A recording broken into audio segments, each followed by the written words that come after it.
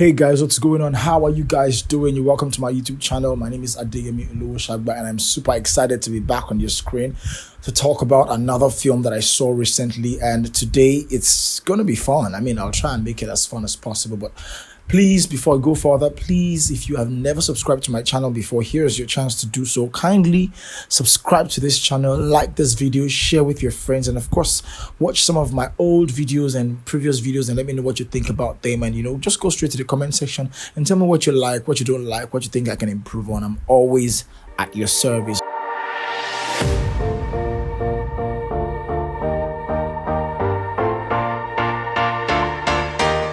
Today is, like I said, it's gonna be some fun, because I'm gonna be reviewing a film that I didn't get the chance to watch when it premiered and when it was at the cinemas, even though I have one or two of my friends in the project, but I didn't get a chance to watch it when it came out, initially. But now it is on all stream. It is on Netflix, and I was able to watch it yesterday, and I've decided to do a review on it.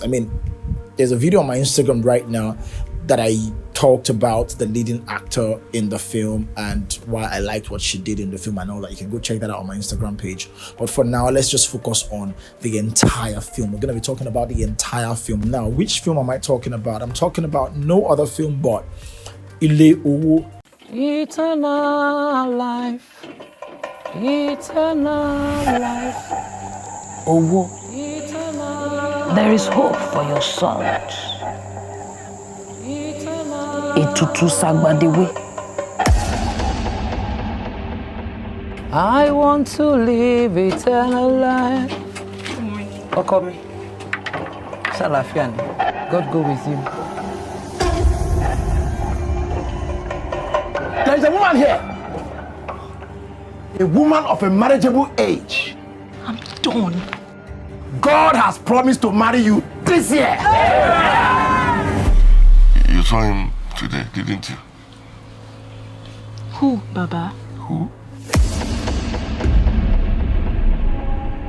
What do you want? Really? Why are you here? I just want to help. Busola, you have Amado, most blood. Owo. Take caution.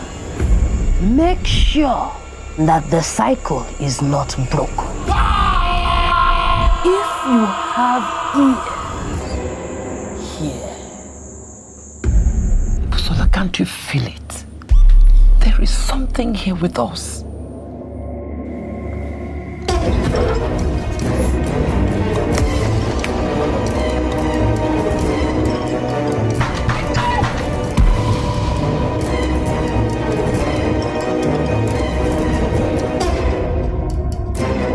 I just have a bad feeling You about have come again with all these your bad feelings.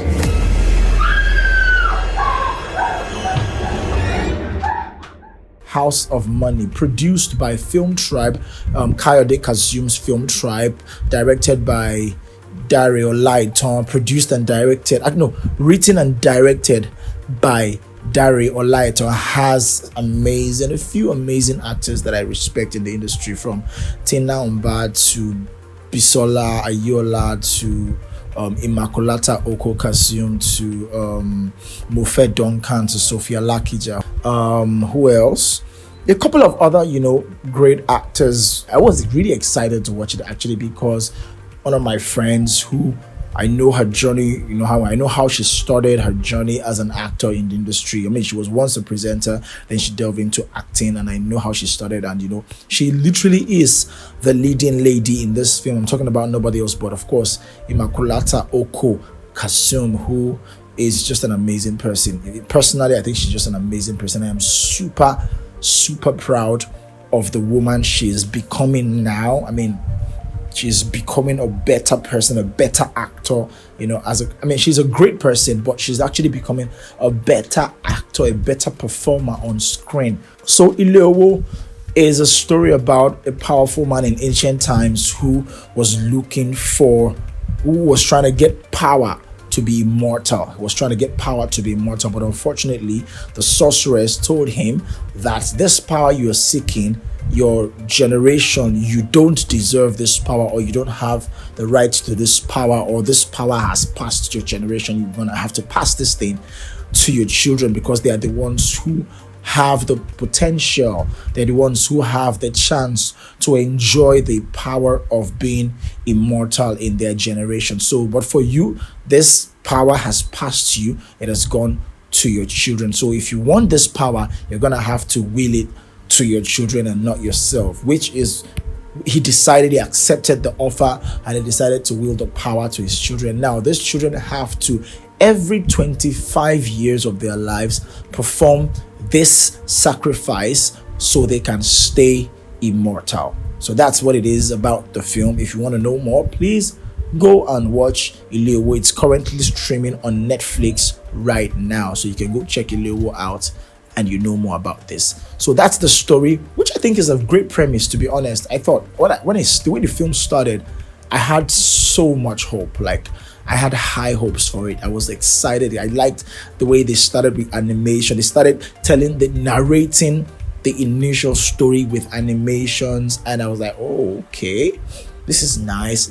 I mean, it's not the first time, but this time it was good. I liked the graphics and the CGI and the animations that was done. I liked it. I was excited. The 2D graphics, not CGI, the 2D graphics that was done, I liked it. I liked the way it portrayed the ancient times of this family and how they lived in that town, and how somebody traveled from one town to the other. Everything, I liked it. And the way the story started, how they introduced the characters, I liked it. I liked the build up. I liked the way they introduced the leading lady, who's Immaculata Oko, a young woman, living with her mom and her dad. Her dad is sick, and how she was trying to grow up, face life and develop herself, be a better person, and try to impress her family. And she was engaged and all that. You can find out when you watch the film. But what I'm trying to say is, the film started with so much promise. It started with so much promise. It started with so much high hopes. I had major high hopes for the film because of how it started, and I was really looking forward to the way things are gonna pan out. And to be honest, it was going fine. It was really going well, until it got to the tail end of the film. And I just feel like, personally, in terms of writing, in terms of screenplay, I honestly feel like the writer of this film went through something that writers, I'm not a writer, but I know I've heard writers reference this thing. They call it the creative block. I honestly feel like the writer went through a creative block at that juncture, because I still don't understand the way the film ended till now. As I'm talking to you right now, I still don't understand how the film ended. I got confused at the end of the film. Maybe there's going to be a sequel to it. I don't know what they're trying to do with the rest of whatever it is that they left unsaid, unexplained in the film. But honestly, I got confused at the end of the film. The build-up was nice. I understood the way things were panning out. I understood everything. I liked what they did with the girl's father, how he was talking to how he was talking to spirits and everything. I could relate. And what I like, let me talk about something I really liked about this film. I mean, let me just address that now before I go further. What I really liked about this film is that most of our contemporary Nollywood films, it's until recent times, they don't really, especially I'm talking about the modern day stories in our Nollywood films, the contemporary stories in our Nollywood films, they try not to reference the diabolical or the mythical side of our lives, the spiritual side of our lives as Africans, our superstitions, our spiritual beliefs, our traditional and spiritual beliefs, our ancient household generational spiritual beliefs. They don't try to portray them very well in our contemporary stories, our modern day Nollywood stories, and that pisses me off sometimes, because I feel like growing up, even with the contemporary Nollywood films that were being made in my own time when I was growing up, I could relate to certain things. I understood certain spiritual backgrounds to certain families, and as much as we want to deny it with our wokeness, these things actually exist. They happen. There's a spiritual life. I mean, every generation, every family has a spiritual lineage, has a spiritual background, has generational curses that they are suffering from. Every family has it, whether you like it or not. You can choose to break a curse in your household. You can choose to break a spiritual curse in your household if you want to in your own time. But do these things exist? They do. And I like the fact that they were able to address that in this film.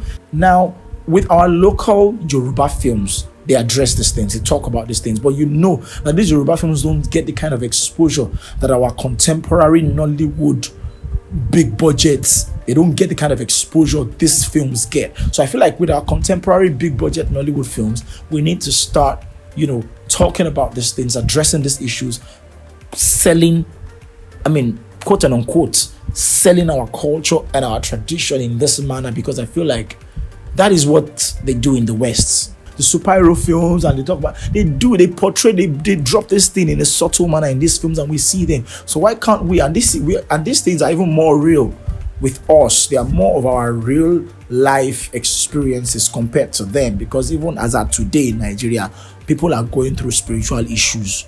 People are suffering from generational curses, generational spiritual trends. They are suffering from it, and they exist till now. Let's not use our wokeness to bury it under or sweep it under the carpet. They do exist, and it is fine, it is okay for us to talk about them in our contemporary stories and our modern day films and our modern day stories. So I just thought I should address that. I really liked that about this one. I'm going to say big shout out to the writer for this one. But going forward in the film, the screenplay had issues, especially towards the end. There were a lot of things that happened at the tail end of the film that I'm like, what is this one now? There are some things that I feel like, why did you have to add this to it? Like all the graphics that they did at the end of the film, the graphics from the beginning, honestly, I liked.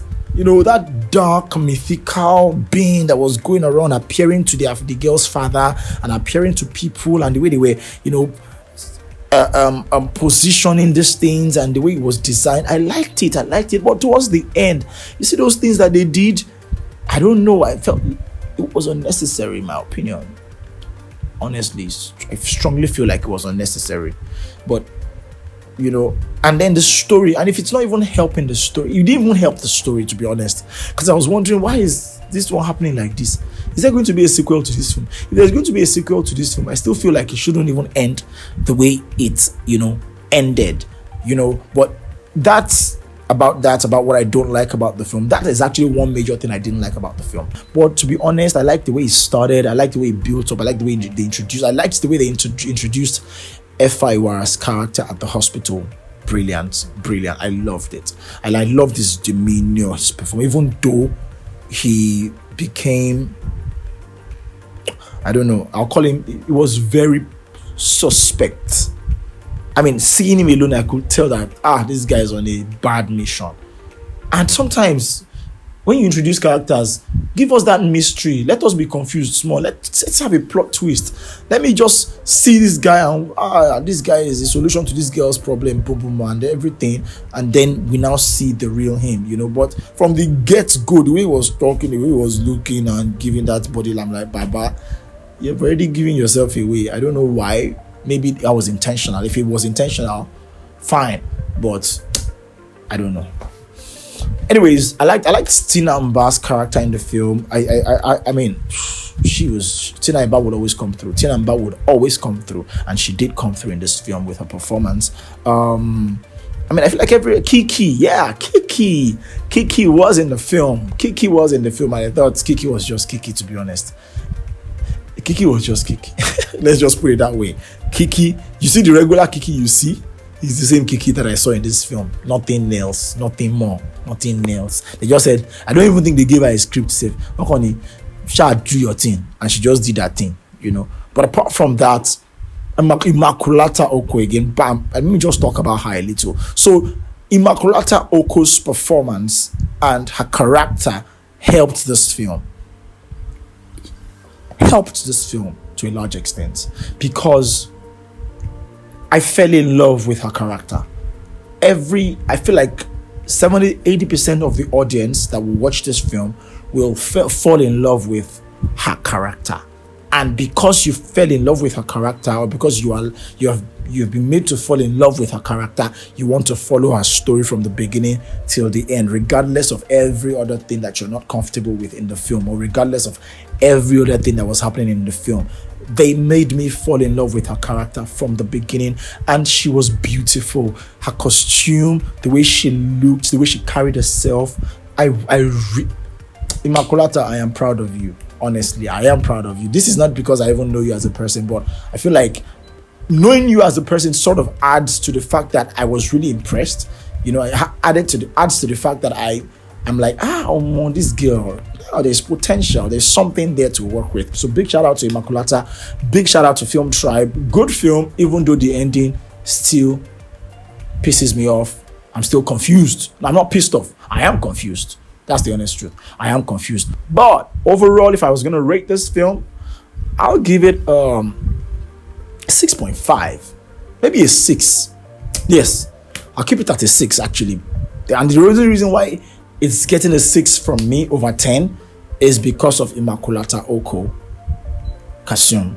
Yes, that's the reason why it's getting a 6 from me, because of Immaculata Oko Kasum.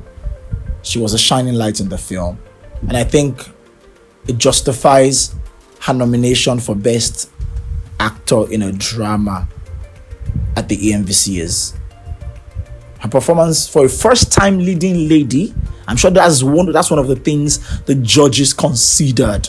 She was a first-time leading lady, and as a judge, if I see that, it is enough for me to consider her for Best Actress at the EMVCs. So I'm proud of you, Immaculata. So that's why I'm giving it a 6 over 10 actually. A good film, but the end will sort of make you feel some kind of way. But for the story, I think you should watch it, and I pray that the writer figures it out and maybe they make a sequel for us. Maybe they're going to make a sequel for us, hopefully. But yeah, you can go and watch Ile Owo. I recommend that you watch it. Actually, I recommend that you watch Ile Owo so you can see what I saw. You're probably not just going to be happy with the way it ended. So that's that about Ile Owo. Thank you so much for watching my video. Thank you so much. Please, once again, don't forget to like, subscribe to this channel, go straight to the comment section and let me know what you think about this video and my other videos, what you think about the film. If you've seen the film before and you don't agree with some of the things that I said, please let's discuss in the comment section. You know, and if you agree too, let's discuss in the comment section. Just make sure you like, comment, share with your friend, and watch my old videos and let me know what you think. Thank you so much once again for watching. See you guys next time. Peace out.